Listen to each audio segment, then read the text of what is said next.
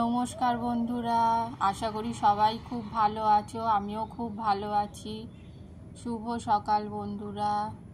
আজকে হঠাৎ ঘুম থেকে উঠে চোখে পড়ল বেলগাছে অনেক প্রজাপতি উড়ে বেড়াচ্ছে। প্রতি বছর এই বেলগাছে বেল পেকে যাওয়ার পর পাতা ঝরে যায়, আবার নতুন পাতা গজায়। গাছে কচি সবুজ পাতা ভরে গিয়েছে, তাই বেলগাছটা দেখতে খুব সুন্দর লাগছে। এই সবুজের মধ্যে সাদা রঙের এক ঝাঁক প্রজাপতি উড়ে বেড়াচ্ছে, দেখতে অপূর্ব সুন্দর লাগছে। এই সুন্দর দৃশ্য দেখে আমার মন আনন্দে ভরে গেল। সেই জন্যে আপনাদের সাথেও সেই ভিডিওটা শেয়ার করছি।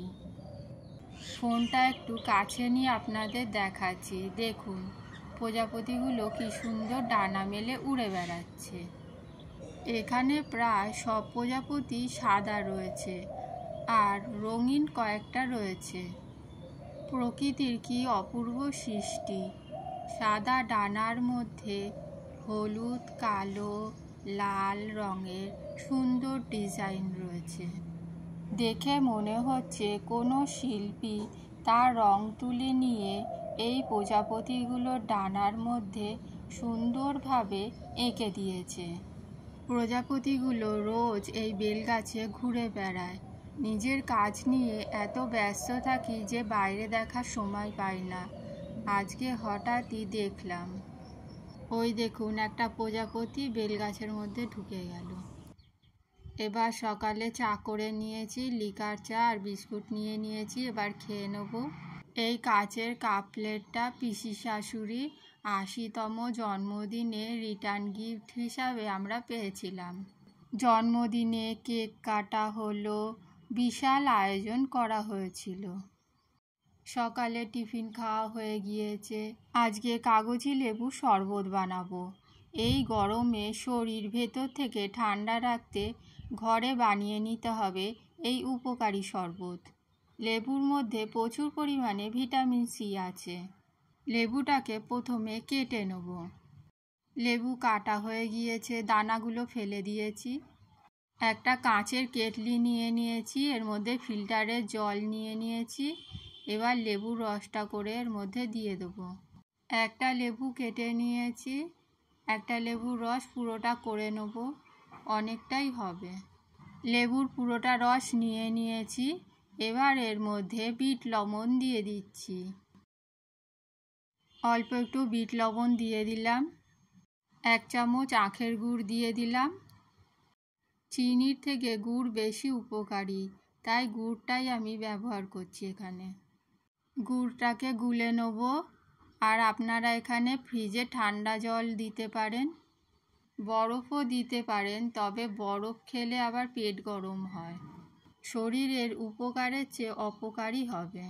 গুড়টা দেখুন এখানে গোলা হয়ে গিয়েছে। লেবুর শরবতটাকে আরেকটু মজাদার করতে গোলমরিচ গুঁড়ো দিয়ে দিলাম, আর ভাজা জিরের গুঁড়ো অল্প দিয়ে দিলাম, আর একটু চাট মশলা দিয়ে দিলাম। সব কিছু এবার খুব ভালো করে গুলে নেব। খুব ভালো করে গুলে নিয়েছি। এবার এটা পরিবেশন করব। সব গ্লাসের মধ্যে ঢেলে নেব। আর এইভাবে বানালে খেতে খুব ভালো হয়, আপনারাও বানিয়ে দেখবেন। ঘরে বানানো লেবুর শরবত খুব টেস্টি হয়। এভাবে একবার অবশ্যই বানিয়ে দেখবেন। দারুণ টেস্টি লেবুর শরবত তৈরি হয়ে গিয়েছে। এবার লেবুর শরবত খেয়ে নেব। দারুণ টেস্টি হয়েছিল। আপনারা এভাবে বানিয়ে দেখবেন। আগের ভিডিওতে দেখিয়েছিলাম ঘুঘু পাখির বাচ্চাগুলো কতটা ছোট ছিল।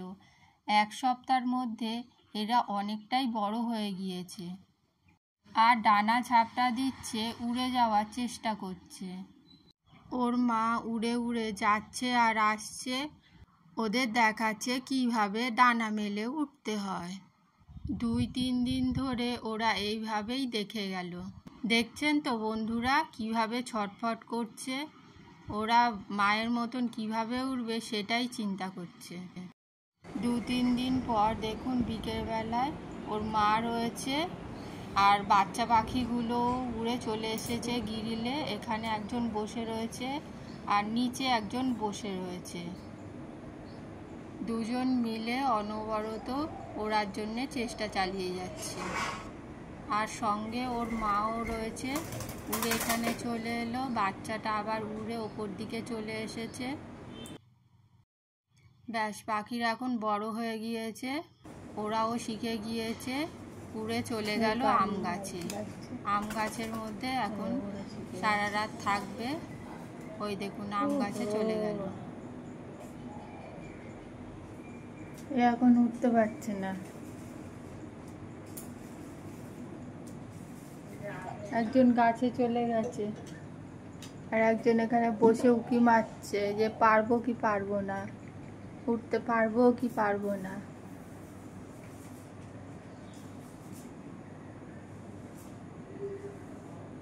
চিন্তা ভাবনা করছে।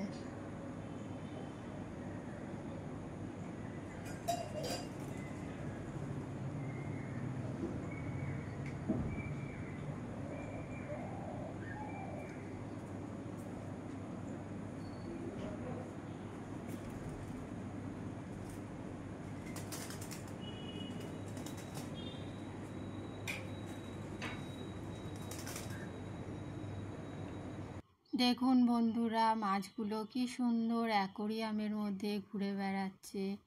অনেক ছোট ছিল তখন এদের আনা হয়েছিল, কত বড় হয়ে গিয়েছে, কত সুন্দর দেখতে লাগছে। এত বড় অ্যাকোরিয়াম পরিষ্কার করতে অনেকটা খাটুনি হয়, সেই জন্যে এই অ্যাকোরিয়ামটা অন্য একজনকে দিয়ে দিয়েছে। আজকে ওরা চলে যাবে, তাই শেষবারের মতন একটু ভিডিও করে নিচ্ছি। তাহলে বন্ধুরা, ব্লগটা এখানেই শেষ করছি। ফিরে আসবো নতুন একটা ব্লগ নিয়ে। ব্লগটা ভালো লাগলে লাইক দেবেন আর সাবস্ক্রাইব করে আমাদের পাশে থাকবেন। পুরো ব্লগটা দেখার জন্য অনেক অনেক ধন্যবাদ। ভালো থাকবেন, সুস্থ থাকবেন। Tata, bye bye.